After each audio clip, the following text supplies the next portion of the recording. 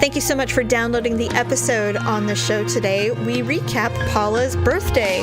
Was it once again a disaster? Of course it was. Also, cheerleading is underway, and we had our first competition over the weekend. I recapped that. And then we have your H-Ugly and Awkward Moments of the Week, the pet edition. Thank you so much. Enjoy the show. It's another uncensored look at the world around you from sisters who will say just about anything to anyone at any time. It's the Uggs. Jamie. My anal muscles are strong. Paula. Have a good night snuggling with your kitty. Uncensored as always, it's time for the ugly truth.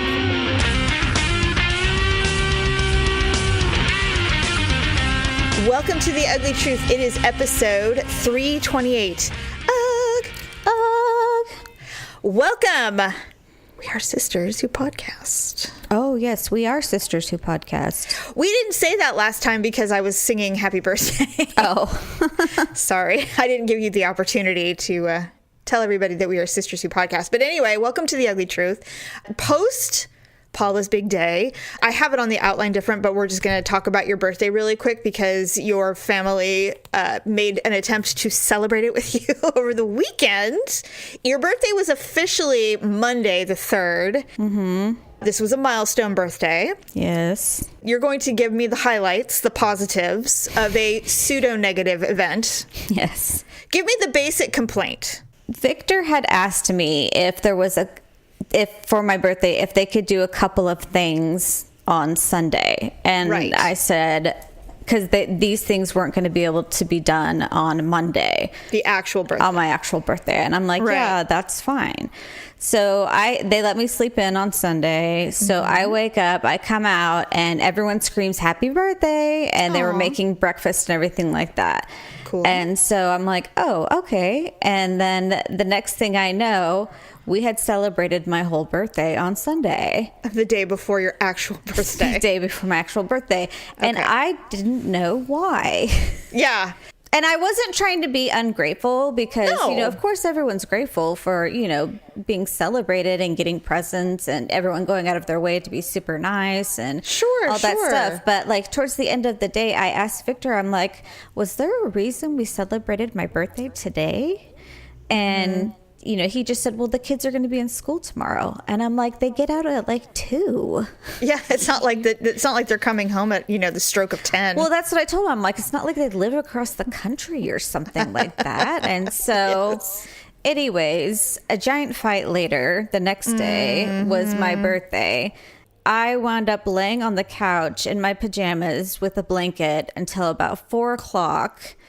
Because I was so depressed about not just my birthday, from the day before, but just about life. Because, you do self-reflect on where you are and absolutely what's going on. And yes.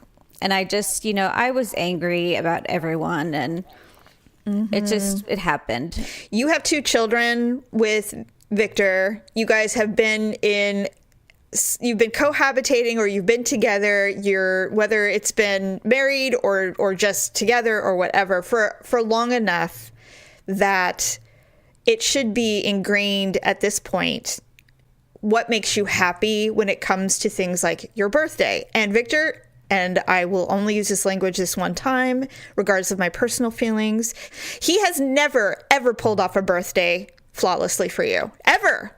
We have had more discussions about how he fucks up your birthday than this podcast has been airing. It's true. I mean, do you recall when you turned 30 10 years ago when he gave you a picture frame at midnight? That was part of the argument that we had. Yeah. Well, so I'm not off base then. No, he continued to defend that. Well, he can defend it till he dies. It's a terrible, terrible thing.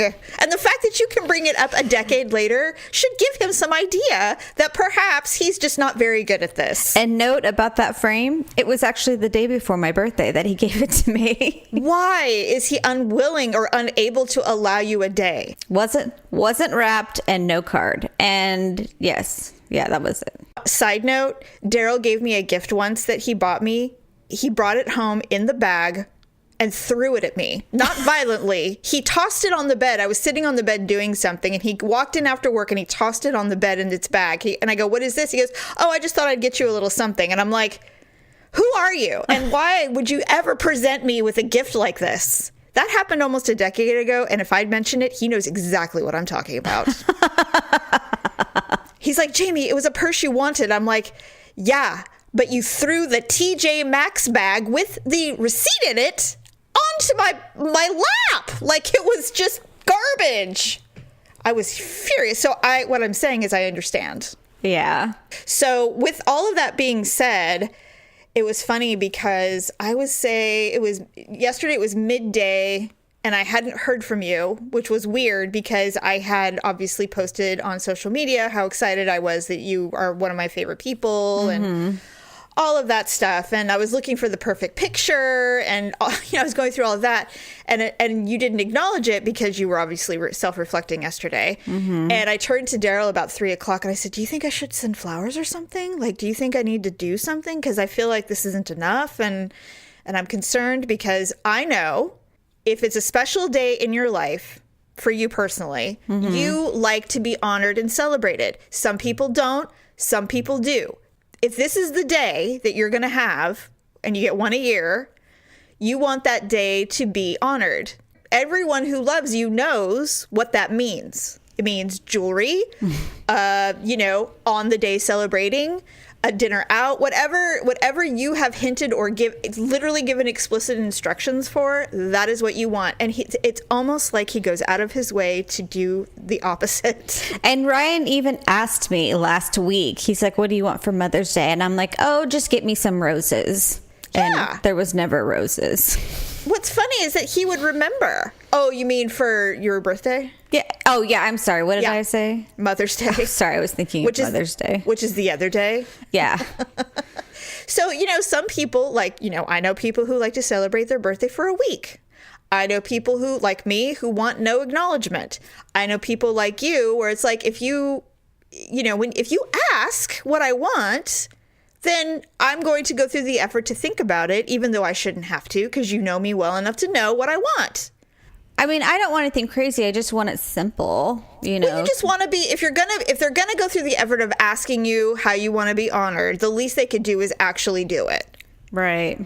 Oh, and what did I predict? I'm positive I predicted the last show that I was going to get. So, he didn't say, so what are you thinking you want to do for your birthday? He didn't say that exactly, but he said, I'm taking the kids shopping to get gifts for your birthday. What direction do you want me to point them? So I said to him, I said, Victor, I'm not telling them what to buy me for my birthday. Right. I'm not doing it. No, because it is your thought that they should know by now. And I told him that. I said, after 14 years, I said, you should know. Yeah. It's like, and then that's when you start questioning everything. That's when you lay on the couch till 4:00 in the afternoon going, what have I done with my life? What is this? Like, why am I here?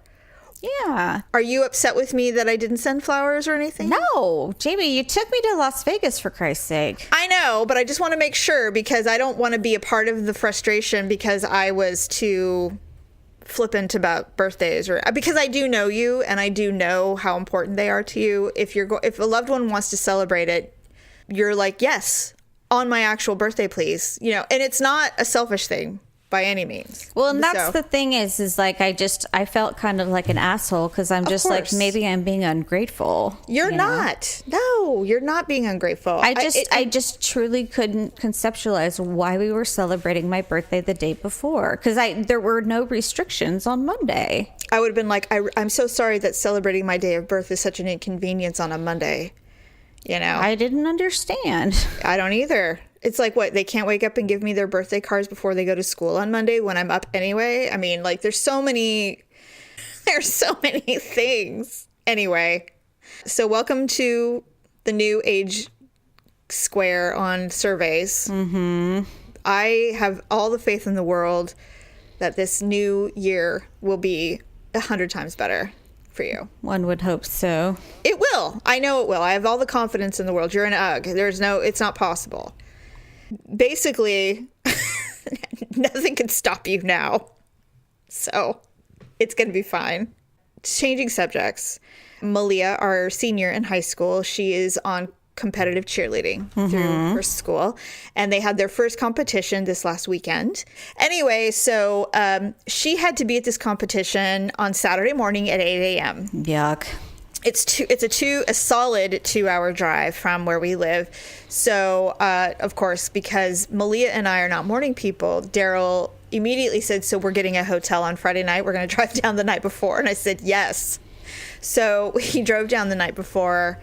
And luckily, there are so many hotels. And because of where we were staying, it was not some astronomical rate. It was actually quite reasonable. Good. So, and this one wasn't one of the nicer ones. I actually have quite a few complaints about the place we stayed. You know those hotels where they try to be super modern and like there's neon lights and there's all these cool, strange furniture. And when you order room service, a robot delivers it. What? Yeah. I've never heard. That would scare the shit out of me. Well, it scared the crap out of me. I mean, first of all, I would never order room service at this hotel, but it's not a place you would stay for very long. It's basically used for what we used it for. There was a lot of, if you're going to a conference or something like that, that's where you're staying for the night or whatever. Okay. They did have a huge bar, and so there was a lot of drunkards, drunk Silicon Valley people in the lounge when we got there, because we got there at like 10 o'clock at night. Oh, wow. I guess you guys didn't leave as early as you had hoped. Well, Malia had cheer practice. Why did they do that? I don't know. I understand why, but we were kind of hoping that they would end it early. They should have just done like a little half an hour and told them about, what's going on and where they're going to meet, and that's it. Yeah, I know. That's what we thought too. But anyway, so it was the full practice. So we didn't get there till after 10, which was fine. We were just using it to sleep and not have to drive, at 5 a.m. to get to this place. Right. So we arrive. The rooms just, they're very... I don't know how to, there's no warmness to them. They're all very cold. So everything's straight edge, dark, and, it's very stark. And there's nothing wrong with that decor. It's obviously it's just very masculine. So Daryl's like, I don't know. I think these places are pretty nice. But I don't know if you're this way about hotels, but I start kind of like looking around to see how nice is it really. You can kind of tell. Like, this one had a little bar area with a sink and a coffee maker. By the way, it had the old school coffee makers. So no Keurig or anything. So it's like you have to put the packet into the tiny little coffee maker. And I'm like, no, you don't eat or drink out of those, because people wash their underwear in those. Are you joking me? No, we talked about this. Like, well, this has been a while, but people like housekeepers, they'll say, you'd be amazed how inventive people will be when it comes to the things that are in a hotel. For example, they will wash their underwear in coffee makers because it gets super duper hot, and you can basically wash your underwear in them because the water gets so hot in a coffee maker. So those coffee makers are like 4 cups. I mean, like... Well, a pair of underwear is all you need. Well, I'm just thinking a man's underwear. My God. Oh. They'd never fit in there. Okay, first of all, you and I both know men will just wear them inside out. They will not actually wash anything. That's true. But women, no matter how large the pair of underwear, women's underwear is much thinner and delicate, so they can wash them in there. Gross. And so when I saw that, I said, well, I guess we're not getting coffee tomorrow morning. I will just go downstairs. We'll just go downstairs and get it from the bar. She probably read that tip on goop.com. Ugh, probably. And then you make a nice tea after it. God, my mouth is watering. Shut up. That's gross. So I said, well, no coffee. And then I look, and there's a little mini fridge. And the mini fridge has a huge dent and crack in the facade. Someone obviously kicked it. Oh. And then I'm in the bathroom. Okay, well, the bathroom's really clean. But Malia went in there because she needed a shower because she had practice that day. And one of the towels was stained with lipstick. Like, they didn't bleach it or pull it out of rotation. So she said it was like, it had lipstick on it. That's gross. And so she threw it in the bathtub and didn't use it. That's like drinking out of a water glass that has lipstick on it still. Exactly. And so listen, I may not be the easiest to please when it comes to certain things, but when you go to a hotel room, regardless of the fact that it's got sperm from one end to the other on it. Everyone knows. I still expect the towels to be bleached clean after every use, you know? And if there's lipstick on it, that means that there's a situation. And so I'm not impressed. You should have just had Daryl pay the extra $25 to go across town or whatever to the nicer place. You know, we would have, except that because of this tournament, and there was a college football game going on in Santa Clara. Oh. Daryl and I went down to the bar to get a cocktail so that Malia could shower and not worry about Dad being in the room or anything like that. Right. So we went downstairs. Of course, we're tired, but I'm like, look, just give her the 30 minutes or whatever. So we ordered a cocktail, and the carpet in the bar area was so dirty. I couldn't believe it. I was like, there's food particles, and this carpet has not been cleaned in I don't even know how long. And so I said, okay, well, obviously sanitation is not their forte. Their strong suit. They clearly don't give a shit. And so I don't know. It was fine. And so Daryl was like, hey, we've stayed in worse places. I'm like, yes, I'm aware, but that doesn't mean we have to accept dirt. Okay. There's literally French fries on the floor. This is a hotel. I mean, I don't know. This is not a bar or a dorm. Our house doesn't even have French fries on the floor. Come on. God. So the next morning I wake up with a full-blown migraine. Daryl takes her to the competition at 8, comes back, and I slowly slug my way through getting ready. And we leave and we get there and it is freezing, and of course, and there's rain coming. Oh. And so we have to park far away because there's like a million events going on. There's cheerleaders everywhere. I actually love cheer competitions. They're so exciting because everybody, I mean, if you've met a cheerleader, for the most part, they have endless energy. And they're together with their friends. So it's like this giant slumber party, pre-slumber party, where everyone's excited to be together. And so the energy is great, and I love it. And so, but I have a migraine. So it's like, would I look like an asshole if I sat here in this school gym with sunglasses on? Because I just can't, the lights are so bright. So I'm already like, I'm in a good mood, because I'm glad I'm there. Mm-hmm. And we only have a few more competitions before her cheer career is over and we're moving on to adulthood. So I'm really trying to enjoy as much as I can. And Daryl's so great. He just leaves me alone. He knows now not to bother me when I'm in pain, which is so nice. And so we're just sitting there. So actually we walk in, we see where our girls' backpacks are because they're warming up for their competition. And so we're sitting where their backpacks are. And then once they get back, we'll move. But I, shockingly, don't like to sit with our parents. I don't really like them very much. I mean, there's a couple that I like, obviously. There's a couple that I've known since their children were babies and stuff. So it's pleasant.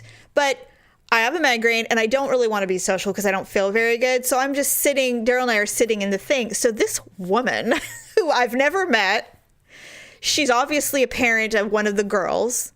She leans over and she goes, "Excuse me, but our girls are sitting there, so you really can't sit there." And she doesn't know who we are because we don't socialize with the parents. And so Daryl goes, "That's okay. We know we're parents." And she goes, "Yeah, but those are our girls." Like, nobody's allowed to sit in these empty benches front and center of the mat because our girls' backpacks are there. So no one's allowed to sit there. And I turned and I said, "Yeah, I know these girls. I get it. I get what you're saying." And then someone leans over to her and she goes, "Those are our parents. They can sit there. They know." So she goes, "Oh, well, I guess it's okay for you to sit there." And I leaned over to her and I looked at her because we're split. You know, we're on the other side of the stairs on the benches. Yeah. And I'm like, "Oh God." I'm like, "Thank you so much." And I was like, "What the fuck?" And so the woman that the mother I know, she looked at me, she's like, "Oh my God." She's got this face like she does not know who you are. She does not want to do this. Jeez. I just sat there and I looked at the woman that I know, and I'm like, "Who the fuck is this bitch? Yeah. Like, what is going on?" And so I'm like, I've been here way too goddamn long doing this for you to tell me that I have permission to sit where my daughter's shit is. So everything goes as planned. Other parents come and sit where we are for other teams because it's a great spot. Yeah. And I'm like, well, I go, yeah, you can sit here, but our girls are here.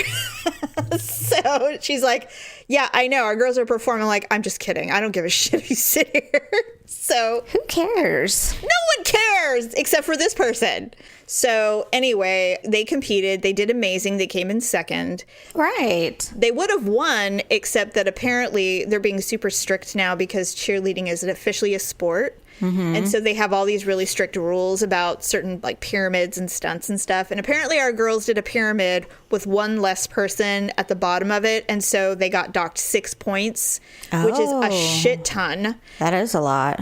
It dropped them to second place. They were flawless. They would have beaten their division. So, you know, it's fine. So they sell a few sweatshirts and t-shirts, and I always try to get Malia and all the girls. I did this with all of them and Tyler when they compete in any kind of competition or, you know, where there's a bunch, they usually have a commemorative t-shirt. So they had one, so I went to buy Malia one and also got her a sweatshirt because it was freezing. And the woman tried to cut me off in line to get in front of me to pay for her little t-shirt. And she looks at me and she knows who I am now. Yeah. Look, I'm not one. I don't pull rank very often because it doesn't really matter to me. But, you know, Malia is the varsity captain. Yeah. She's a 4-year and it means something. It does mean something. Her daughter's a freshman. And so she saw me and she tried to cut me off and I went, oh, well, pardon me. And she goes, I'm so sorry. She's like, I offend you by telling you can't sit where our daughters are, and then I'm trying to cut you off in line. I'm so sorry. And I said, no, by all means, go in front of me. She goes, no, I can't. And I said, yeah, you can. Go ahead. And so I said, I'm paying with a credit card anyway, so just, you know, whatever. And so she did. She literally touched my arm. She goes, I am so sorry. She walked away, and Daryl goes, I think she knows who you are now. And I go, I think she does. I mean, first of all, when things like that happen, it's really nice. It feels really good to be to have someone intimidated or, I don't know, just change their attitude on you. Yeah. It's cool. I don't know. It's cool. I don't mind it. Feels good. It's like having your birthday celebrated on the actual day. Feels great. Anyway, so I'm like, well, first of all, no hard feelings. None of it matters. It's so petty, you know, none of it matters, but it's nice. Now I hate her, so we can just move on with our lives. Yeah, but I mean, she's so far below, like, Malia's going to be gone and she won't be where you are for 3 more years. So. Exactly. So she'll earn the right to pull rank on some freshman mother who, you know, thinks she rules the world because her daughter's been cheering since she was 5 or something. Assuming she makes the team. Right. You know what? It's fine. Her daughter's good. You know, she's good. But it's very rare anymore that people actually honor your hard work and time put into something. You know, everybody thinks they're the most important person. And then when you are, I didn't even pull rank. I didn't do anything. I didn't be like, do you know who we are? Do you know who I am? You know, I didn't do any of that because I don't care. But others did. Well, so that's good. That made me laugh. So anyway, but they did do well, and we were on our way home, and I woke up this morning, and the migraine is gone, and now my head is just sore. Yeah. Which I hate so much. That part is almost the worst, because I feel like, is my head sore, or do I still have it? It's kind of like when you cough a lot, and then, like, your stomach's sore the next day. Paula Daryl is still coughing. Oh, God. And, you know, now he's doing this thing now where he coughs and sneezes at the same time. How can you cough and sneeze at the same time? Achoo. I don't know. It's horrible. And I'm just so unattracted to him right now. Well, you know what else is happening when he does that? Yes, I do. And I've thought about it many times. It's coming out of all holes. It is.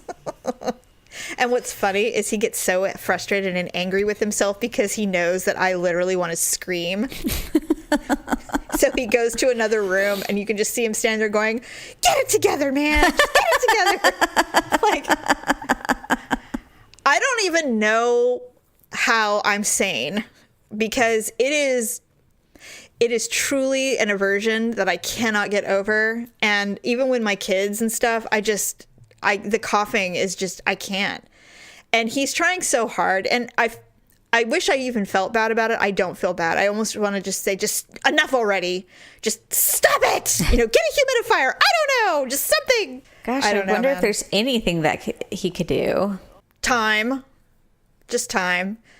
He's like, you want to snuggle? I'm like, absolutely not. No, I want to be nowhere near you right now. God.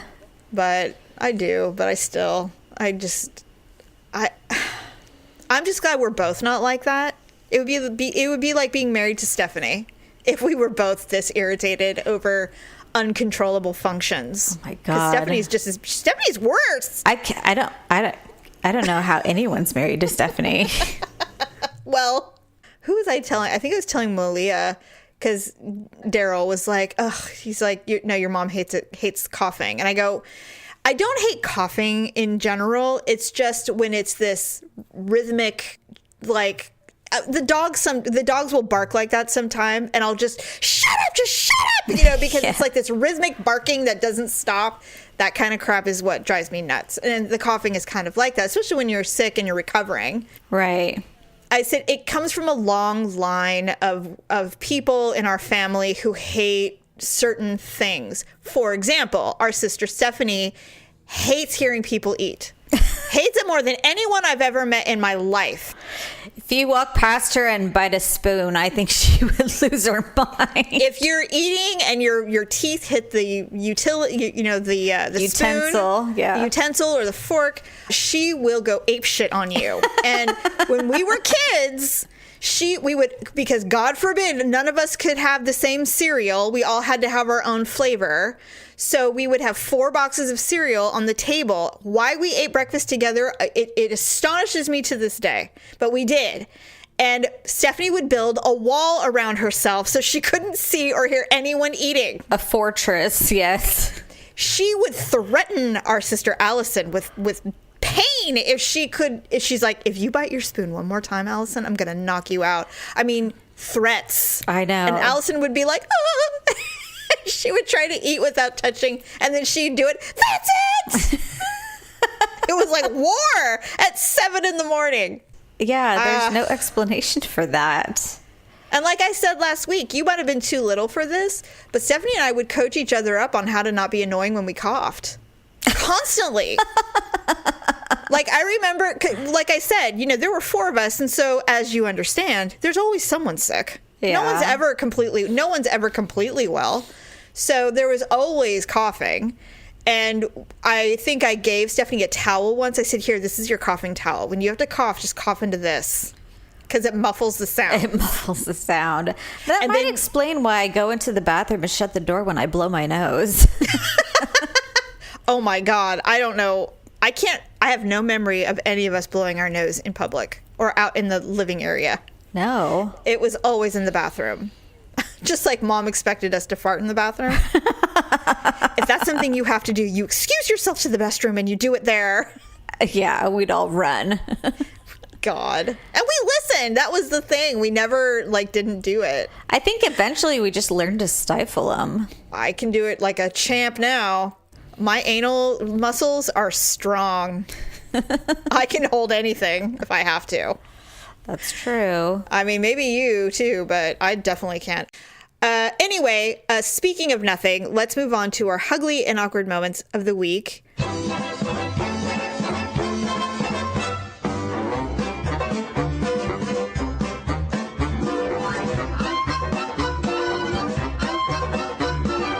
I am doing a pet edition. Oh. The reason I found some great stories, and the reason I thought about it is my animals are bugging the crap out of me right now. Mm-hmm. And it's because of the weather change. They get weird when the seasons change. One of our cats will not use the litter box. She shits and poops in the dining room. And she does it regularly anyway, but in the winter it gets worse. She's like, I'm not going out into the garage to do this. It's too cold out there, Why don't you just put a little litter box over there? Because we eat in that room. I'm just not doing it. I refuse. And listen, you have suggested that option many times. Mm-hmm. And if I did it, I don't believe she'd use the litter box. I really don't. I don't believe it. I hate it. Anyway, the dogs are dumb and weird. They're barking at everything. And when it's raining, I don't know. Well, your dogs don't go outside. They go out briefly and then they run back in. Our dogs will sit in the middle of the lawn in the rain and be poured on, even though they have the most glorious dog houses. Snuggly, warm dog houses with big, fluffy dog beds. They would rather sit in the rain, staring longingly into the window, trying to make us feel bad. All right. H-Uglee and Awkward Moments Pet Edition. I found these 2 stories and I thought they were funny because they reminded me of something that would happen to us. I hope it never happens to us, actually. But this one is funny. It says, while everyone was enjoying fried turkey for Thanksgiving, Clyde, our 50-pound corgi, sauntered by the table and began projectile vomiting and shitting turkey oil all over the carpet and our guests. Oh my God. He got into the turkey oil from the fryer. It was that could be really bad. It was so bad that everyone ran out of the house. The entire carpet had to be replaced, and we never deep fried turkey again. Did they take the dog to the vet, for God's sakes? I would assume. Yes, I would assume that they did. There were so many stories like this, Paula, about dogs ingesting something that they shouldn't have or shitting at the most inappropriate times, because dogs are the worst. Although this one I read, this guy, he had a cat. He goes, I forgot to tell her about the cat, but we were over, it was like one of our first dates, and we were sitting on my couch, and the cat came up, turned around, and took a dump on the girl's lap. That's a territory thing. Oh, I would think so. I would be out of my mind. I would be so furious. Like, well, I guess I should be going. Yeah, I'd be like, well, I think we know who's ruling the roost here, and it isn't you, for sure. Oh my God. The guy's probably thinking like, well, there's goes my chances. Guess I'm not getting laid tonight. Thanks a lot, Fluffy. Have a good night snuggling with your kitty. Ugh. Okay, and here's the last one. Finley was a beloved orange tabby who was missing. We hung up signs, we posted to our neighborhood Facebook page, local lost pet sites, scoured the neighborhood. But a week later, we got a call that we'd been dreading. An orange tabby had been found hit by a car. There was no collar, which our cat had, but then again, he had been missing for a week. So my husband went to ID the cat. And although we weren't sure, we assumed it was him because obviously he was dead and he'd been missing for a week. So he could have, they don't look the same. Mm-hmm.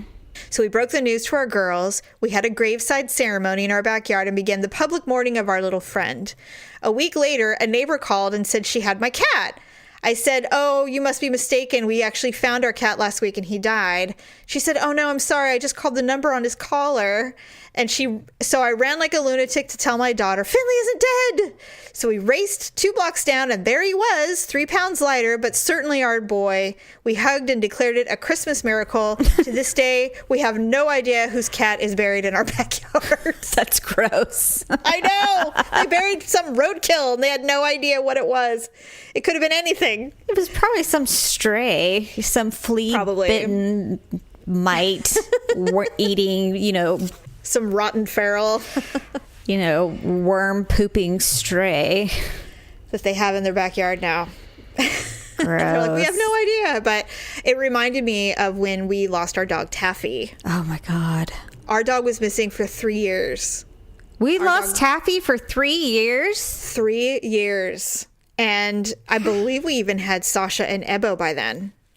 And so I'll never forget, we were on our way home from school, and it was right at the corner of our house, and Mom pulled over, and she rolled down the window and yelled, Taffy! And this giant fur ball looked up and ran toward us. And it was our dog, Taffy, that had been missing for 3 years. Although we did find that someone had been taking care of her for a while, which is why we couldn't find her, because there was no microchip back then. Right. And she was a mess. Remember what a mess she was? Like all of her teeth were rotten and she hadn't been groomed in, well, obviously 3 years. And so she looked like a giant mop. I wonder if someone was like keeping her. I think so. It was one of those things where the dog was wandering around and people started giving it food and water. You know what I mean? Yeah. But never did anything else with the dog. And so after all was said and done, that dog lived to be 19. She wasn't the smartest dog. She was so sweet, though. I know. It had the worst breath in the world. She really did. She really did. Getting licked by her was like a death sentence. It was like somebody putting their butt on you. It was the worst. It really was. She was the worst. We're like, oh, we love you, but no. I know. She was a good dog. So sweet. She was a good doggy, for sure. Anyway. It's quite possibly one of the times I may have seen Dad cry. He had to bury her. I know. Because she used to, remember she would run after the car every time we left? She would get out somehow. She would get out from the backyard and chase after us, and then she'd run back. Yeah. That was a crazy animal. Yeah. Really weird. And then she chased after us and had a heart attack and died by the mailbox. I know. And Dad's all, oh no. And then he had to bury. You're right. It was one of the few times. I've only seen Dad cry twice. That time and then the time our family friend, their son died. Those are the only 2 times.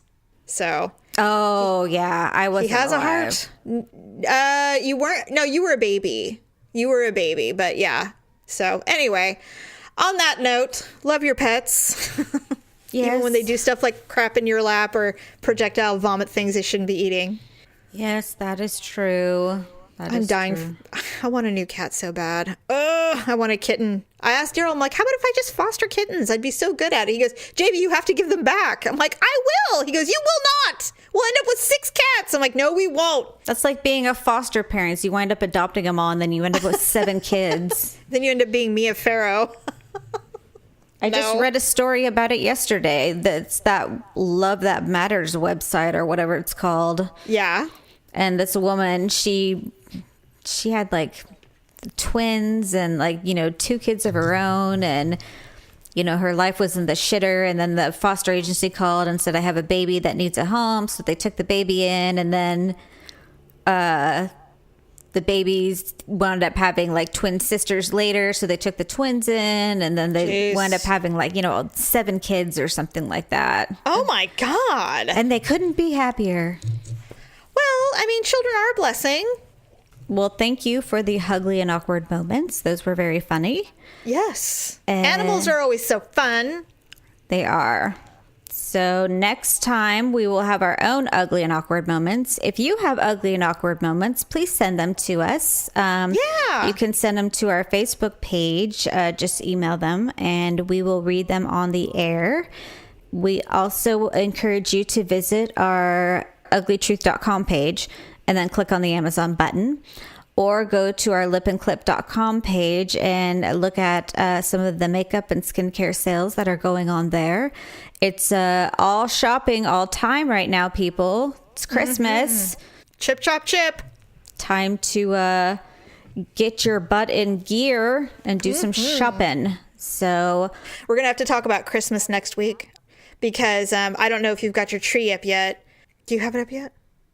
No, and I'm not going to say a word because usually I'm the one that suggests we put the tree up and we decorate it and everything like that. So I want to see how long it actually goes before the tree goes up, or if it even goes up.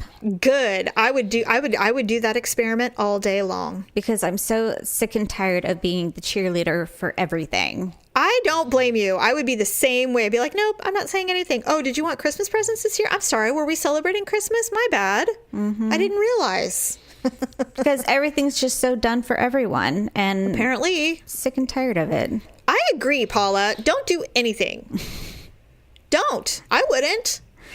So, I mean, they have Christmas music like around them sometimes, when it's on the TV. Ryan recorded a bunch of little movies that he likes and, so, I mean, I think they're in the spirit, but they just haven't noticed that we don't have a Christmas tree. So, you know what, Paula? Don't do it. Sometimes the family needs a wake-up call.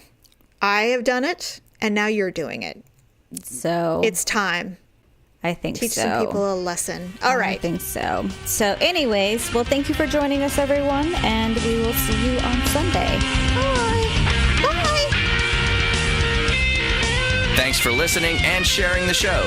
See you next time on The Ugly Truth.